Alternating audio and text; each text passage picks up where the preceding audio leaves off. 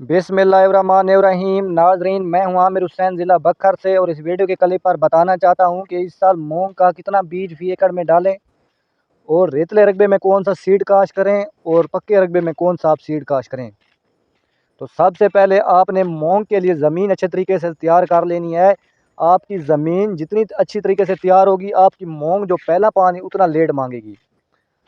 तो आपने सबसे पहले मूंग का जो बीज है, अगर आपका पिछले साल वाला बारिशों वाला बीज है तो आपने फी एकड़ में 17 से 18 किलो ड्रिल कर देनी है। अगर आपका साफ़ सुथरा बीज है, बारिशों वाला नहीं है, तो आप 12 किलो फी एकड़ में बीज डालें।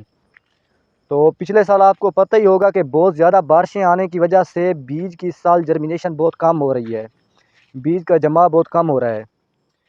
तो आप कोशिश करें कि आप सुथरा साफ बीज काश करें और आपने 12 किलो फी एकड़ ड्रिल करनी है।